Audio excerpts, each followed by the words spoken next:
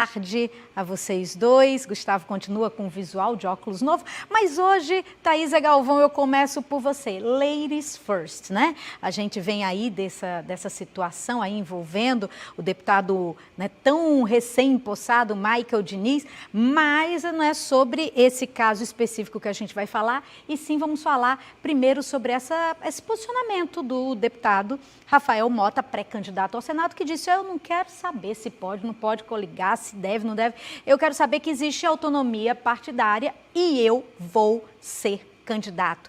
E aí, Thaisa, afinal de contas, isso mexe no jogo político? Qual é a sua análise a respeito desse assunto?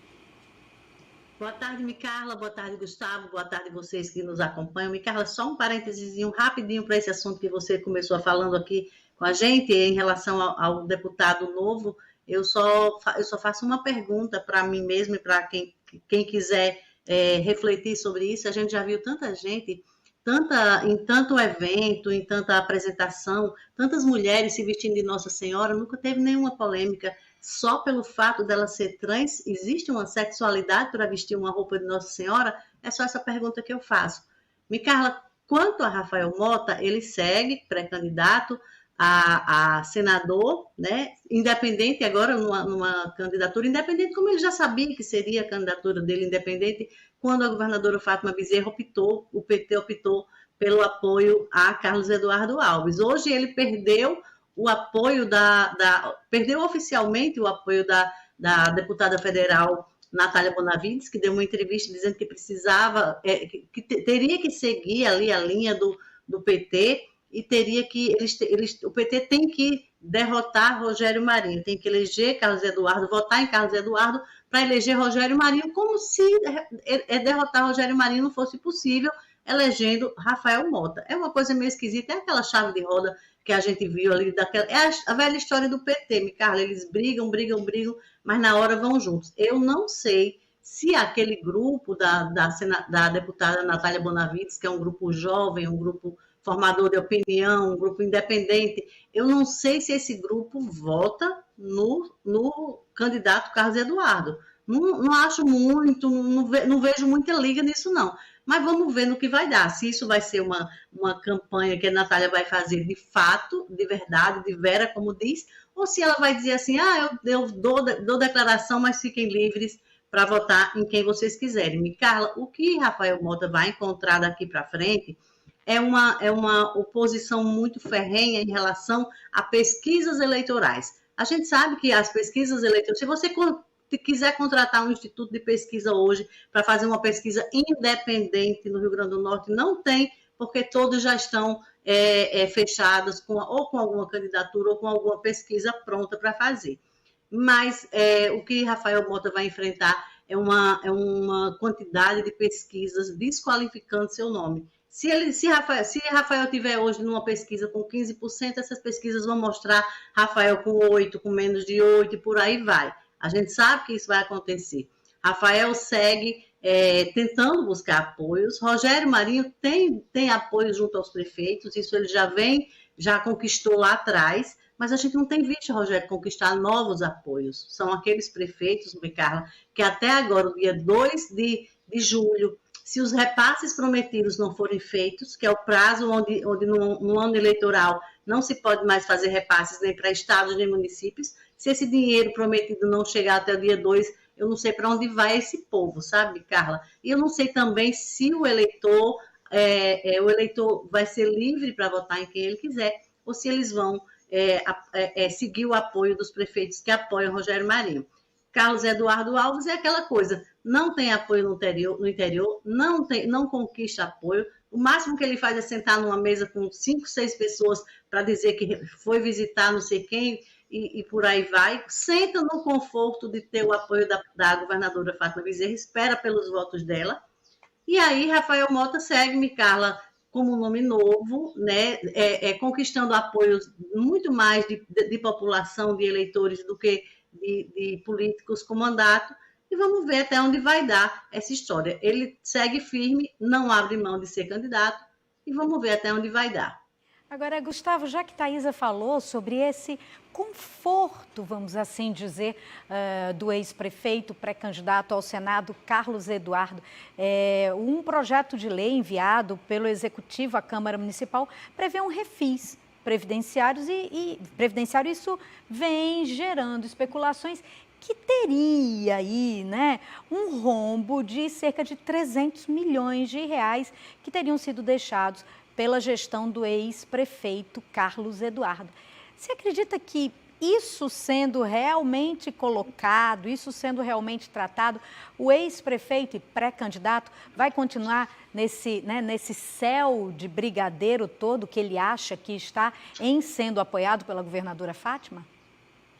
Boa tarde, Micarla, Thaisa, boa tarde a você, amigo da TV Ponta Negra. Micarla está muito boizinha hoje, a roupa tá bem jovem, com esse rabo de cavalo aí. Eu? Muito legal o visual. Mas vamos aqui, a política, antes de entrar nesse fato, eu quero só dizer quanto lamentável é a voz do deputado, que só é deputado por causa de uma jogada de Kelps, né? Kelps tem esse negócio aí de compartilhar mandato, Kelps é corresponsável por essa barbaridade que esse deputado disse, tem que ser repudiado, uma voz ultrapassada, mais de 20 anos que não se discute homossexualidade como doença. O deputado quis aparecer e apareceu. Lamento também a fala da Rebeca aí, pegou um grande momento da causa e jogou política no meio, se embaralhou todinha. É lamentável, ou seja, você joga um negócio que é importante para a causa, ela pega e bota política, porque em novembro, outubro nós vamos mudar. Aí você se iguala e é terrível uma fala como a dela. Mas vamos lá, a política. Vamos a Carlos Eduardo, que deixou um rombo previdenciário. Ele não recolheu, Micarla, a previdência do município, ou seja, ele tirava do servidor e não repassava para a Previdência Municipal. Isso dá uma bronca, isso dá inegibilidade, e o ex-prefeito Carlos Eduardo está sabendo disso e tem ligado para vereador. Esse projeto, que foi a obra que mandou para a Câmara, não entendo ainda o porquê, estava muito em silêncio na Câmara, estava tratando, ia passar pelas comissões rapidamente para ser aprovado. Mexe com a Previdência, é um refis de mais de 20 anos, e aí hoje foi estourado. Foi estourado e Carlos Eduardo vai ter que prestar conta à sociedade dele, que é a conta do Rogério Marinho, de dizer assim, Rogério, reforma da Previdência, e ele que nem recolheu. Ele não reformou, não. Ele destrói, porque o servidor paga e ele não repassa. Por fim, Natália Bonavida, Patricinha Bolivariana declarou apoio a Carlos Eduardo. Com qual proposta? Destruir Rogério Marinho. Como é pequeno o PT do Rio Grande do Norte. Como esse povo não tem nada para dar. Como essa moça tão jovem é vazia. O que ela quer é só destruição. É isso aí, Natália. Vota em Carlos Eduardo. Agora eu quero mudar, a gente sai, né? Porque vira e mexe, vai para um lado, vem para o outro. O Senado acaba sendo, né, o assunto do dia, porque parece que o governo, né, tá mais tranquilo se falar sobre a eleição em relação ao governo do Estado. Agora, no cenário nacional, Thaisa Galvão, o Senado, sim, o Senado que Rafael está lutando, que Carlos Eduardo está lutando aí para ser candidato, tem também Rogério Marinho, o Senado tem uma nova lista de assinaturas para abrir a CPI em relação ao Ministério da Educação. Achei interessante, até peguei aqui para mostrar para vocês, que o ex-presidente Lula, né, pré-candidato também à presidência da República, ele disse o seguinte, abre aspas, eu acho que a prisão do Milton Ribeiro depende de apuração, depende de prova. Você não pode prender porque vai prender. Não, você tem prova contra o cidadão, está provado que ele roubou, você faz um processo e daí a justiça decide se vai prender ou não. De alguma forma está aqui o ex-presidente Lula defendendo, né, a questão a situação do ex-ministro Milton Ribeiro, que a gente não percebe que existe, né, essa torcida toda por parte do atual presidente Jair Bolsonaro. E eu quero saber primeiro de você, Thaisa, por que essa defesa de Lula? O que você achou? E segundo, dos senadores potiguares, quem foi que assinou a lista para que a CPI aí da educação possa existir?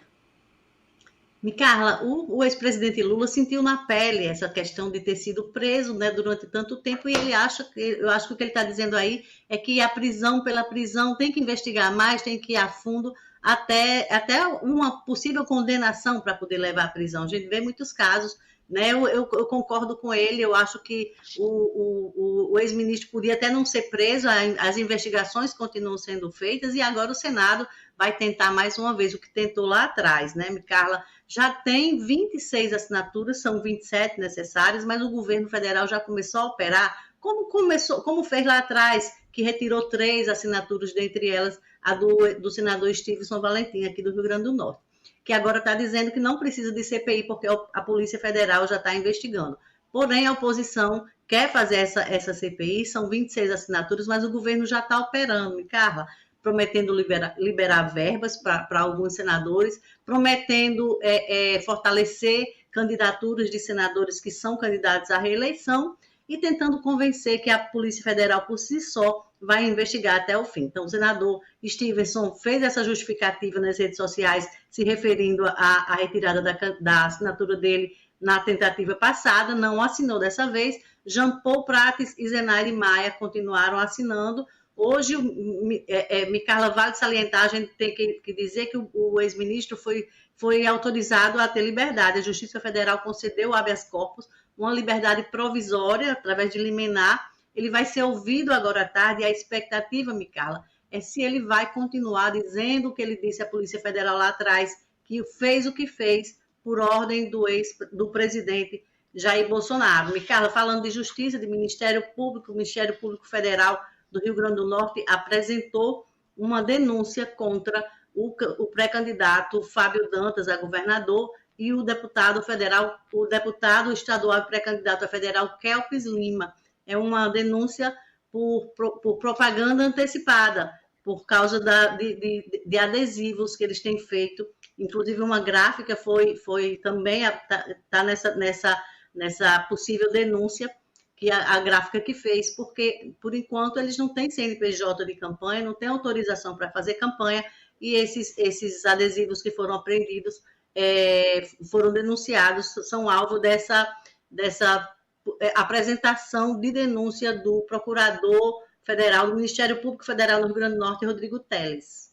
E você, Gustavo Negreiros, você aí com esse óculos, você falou que eu estava meio boizinho, você com esse óculos todo jovial, né? O que você está achando dessa, vamos assim dizer, dessa releitura da CPI com relação ao Ministério da Educação? O que você acha que tem ou pode ter de novidade nessa CPI?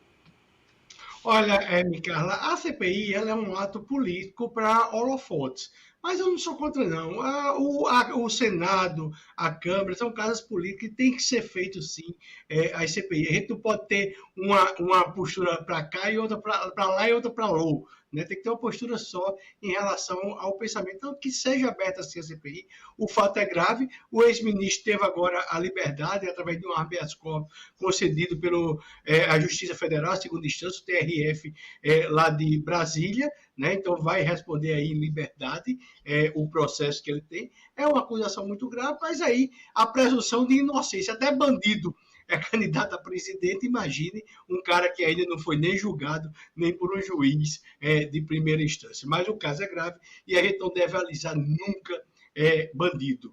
Nunca a gente deve ser a favor do desvio público. Nunca a gente deve ser conivente com a corrupção. Nunca a gente deve ir contra as leis. Isso é muito importante. Sabe? A gente tem que marcar isso no Brasil, para os jovens do Brasil. Gustavo Negreiros, obrigada pela sua participação. Thaisa, Galvão, obrigada pela sua participação. E amanhã espero vocês aqui. Afinal de contas, hoje é véspera de São João. E aí, vai ter milho? Quem é que vai fazer fogueira? Vai ter tudo que tem direito? Bolo de macaxeira, pamonha, canjica, tudo que tem direito. Pamonha com queijo de coalho, tudo é muito bom. Carla, deixa eu acender só uma fogueirinha aqui, nessa questão que o Gustavo falou agora há pouco da previdência do ex-prefeito Carlos Eduardo Alves. Me lembrou a época que eu era editora do Jornal de Hoje, e que o então secretário de administração, João Felipe, chegou no jornal quando o ex-prefeito Carlos Eduardo terminou a gestão dele, para explicar um pouco sobre essa questão da Previdência, e era no momento em que o jornal publicava manchetes sobre que ele estava retirando dinheiro da Previdência para pagar a folha, para poder terminar a gestão dele com a folha em dia. E aí o secretário foi ao jornal, convocou uma reunião com o dono do jornal, eu participei dessa reunião, para dizer que ele não tinha assinado nenhuma retirada de recursos da Previdência para pagar salários e que o ex-prefeito Carlos Eduardo tinha autorizado a adjunta dele a fazer esse repasse. É uma denúncia grave que, se forem buscar nos arquivos do jornal de hoje, encontrarão todo esse episódio. Uma fogueira a mais em pleno dia 23, aí para o ex-prefeito Carlos Eduardo apagar. Até amanhã, Thaís, até amanhã, Gustavo.